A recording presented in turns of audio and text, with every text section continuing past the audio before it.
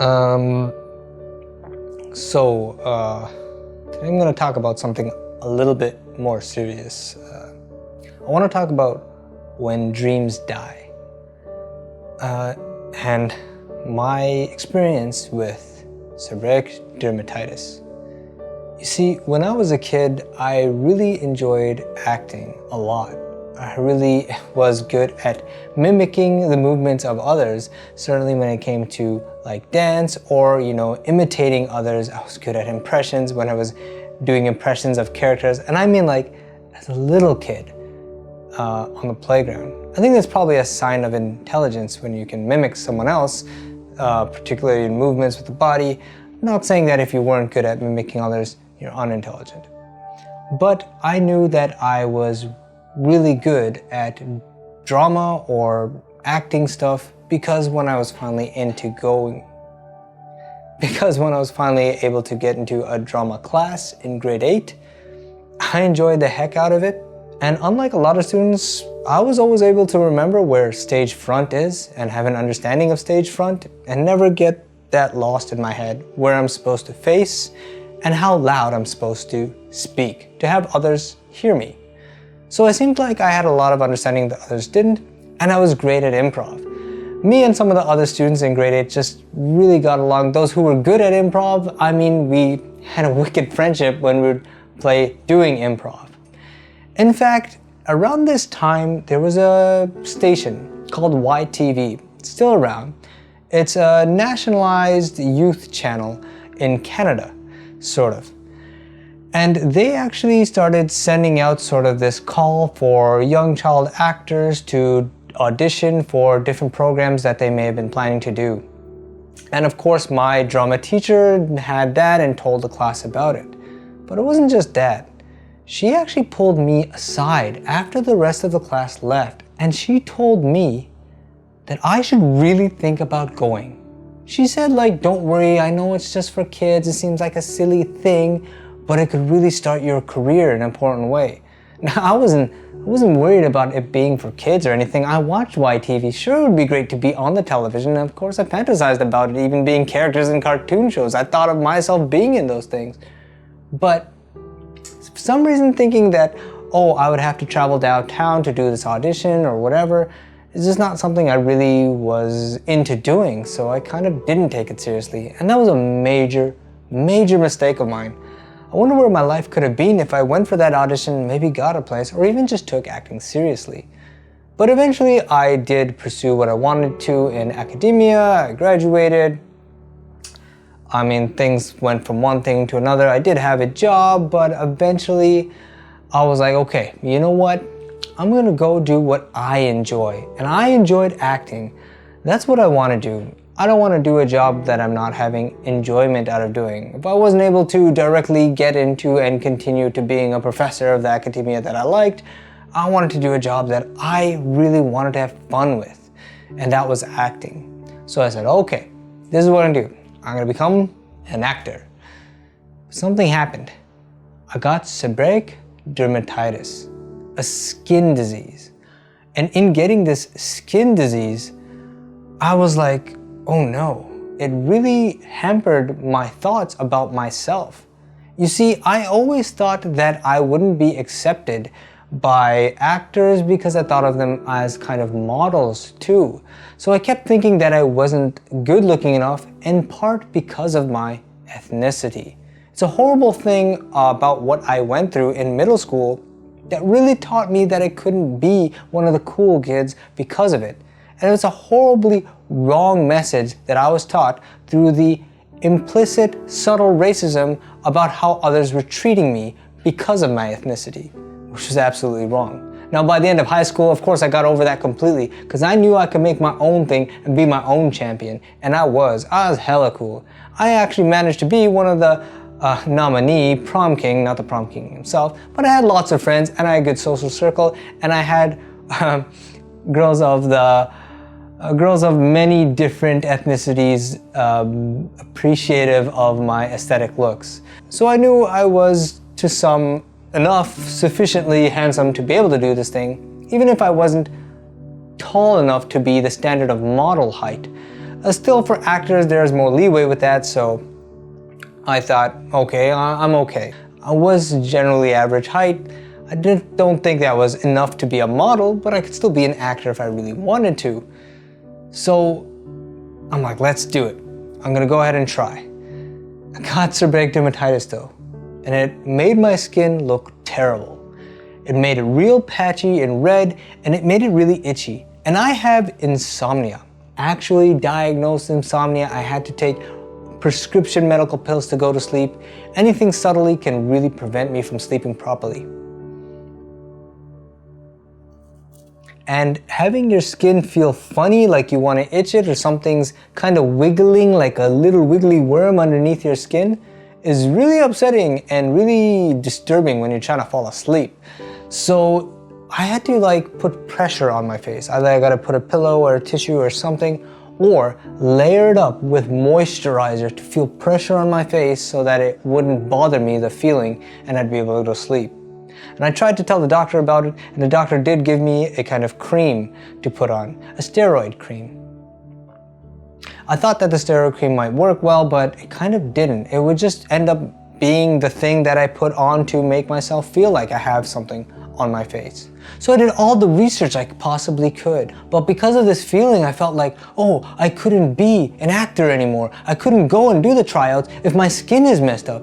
And I'm a guy, I'm not saying anything, about gender norms, but I was never trained to know how to do makeup enough to be able to cover my skin or compensate for having bad skin, especially when I have an actual skin disease now, seborrheic dermatitis.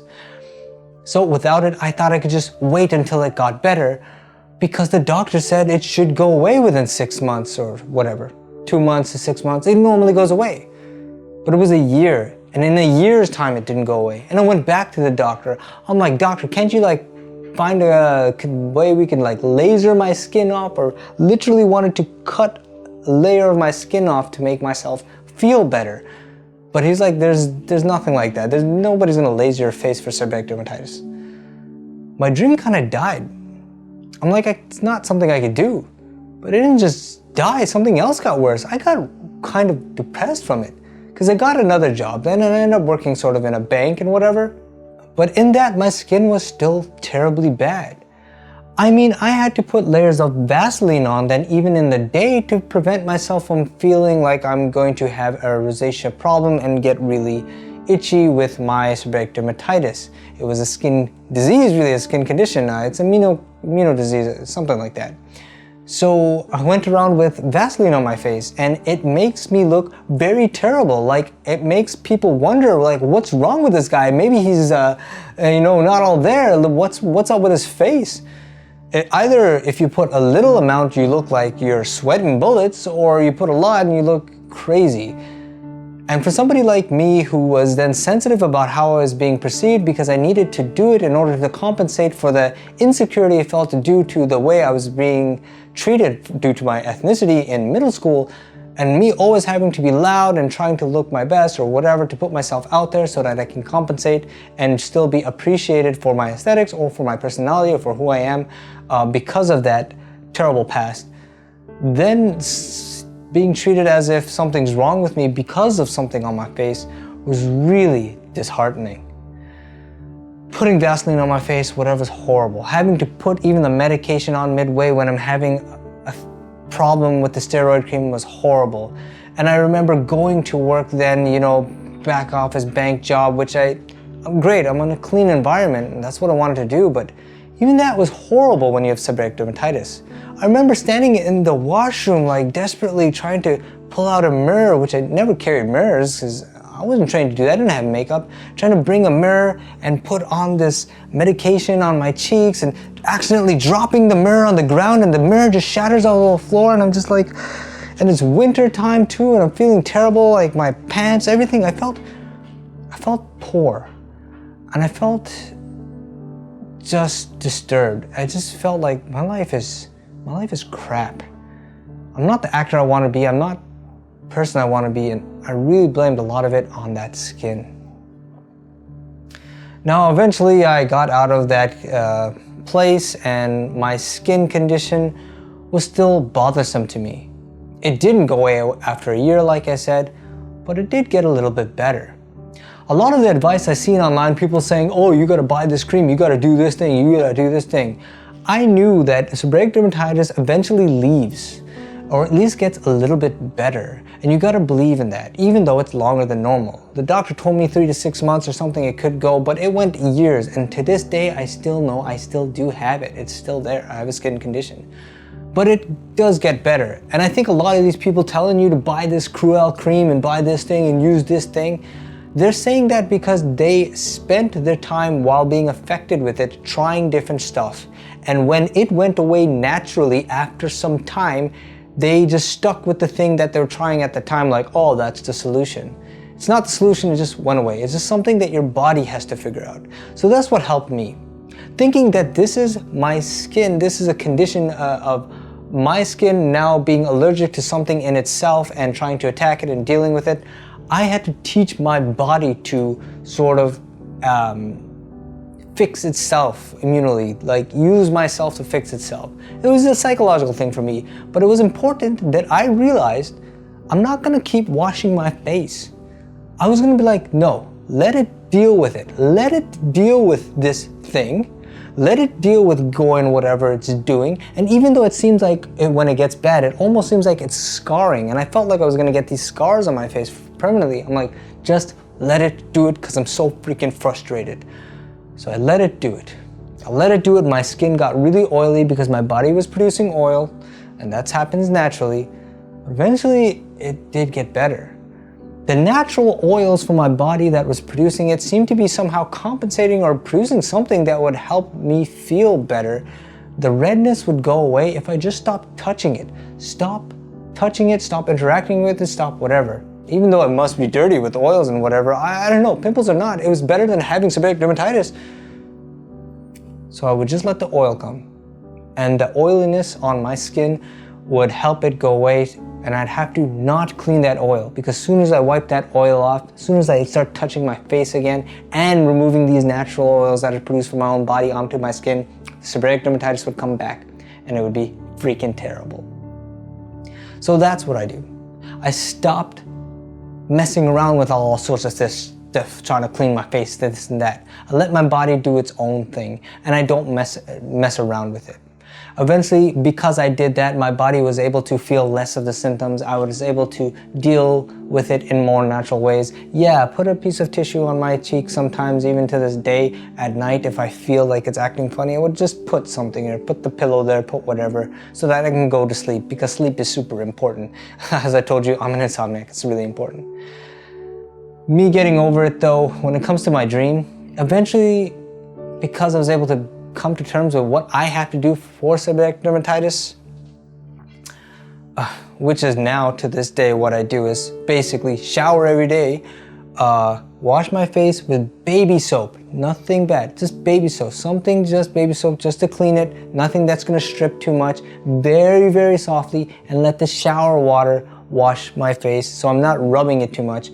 Cold water, I would use cold water because I want the pores to close, and then put something like natural oats cream on my face, a layer of that, until that goes away. Because that's one of the few creams that when it goes away, it doesn't leave like a super oily residue. So I want my skin not to look super oily, but that cream also felt like thick enough that it would keep me appeased for a while.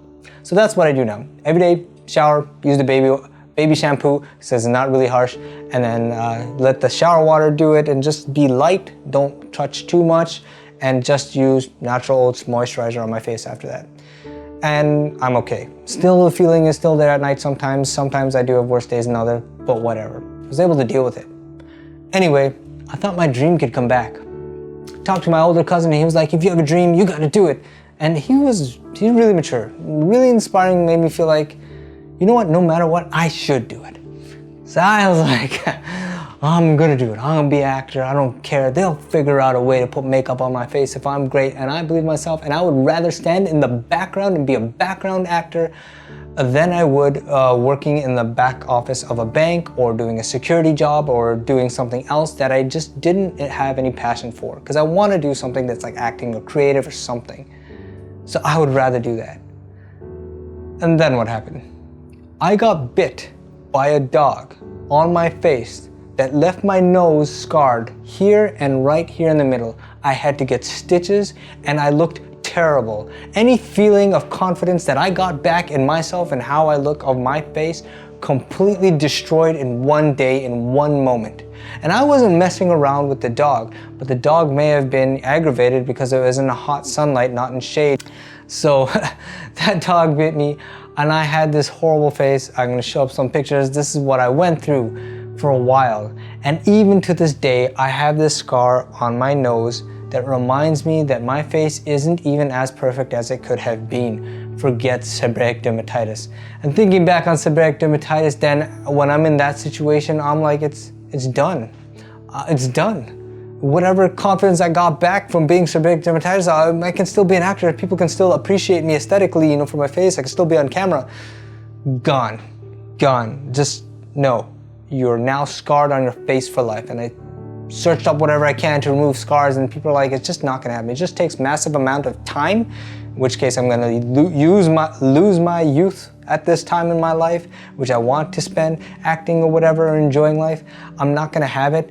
And it seems like even though they say, you know, scarring on the face the face does get a lot of blood, so it heals much better than other places. It's not much you can do when you have a scar. So I'm not an actor now, and I think I could only possibly be an actor if I got famous enough from other things that I do really well, and then somebody in something decides, you know what, I want you to be an actor, and don't worry about the scar, nobody notices it anyway, or anything like that, and you are pretty enough. Like, I don't know, somehow I still seek validation in my ability to be possibly a famous actor. I would love that. But that seems to be another world in another dream where I could have been that. Now it's over. I gotta focus on my own destiny here now, and it doesn't necessarily involve that. And I can appreciate that. This is my story. Tell me your story about seborrheic dermatitis. If you've had it, let me know in the comments below what worked for you. Or if you've ever had a dream that just died because of your biology or something that happened to you. Disease or some dog biting you on the face. Hope that doesn't happen to anyone.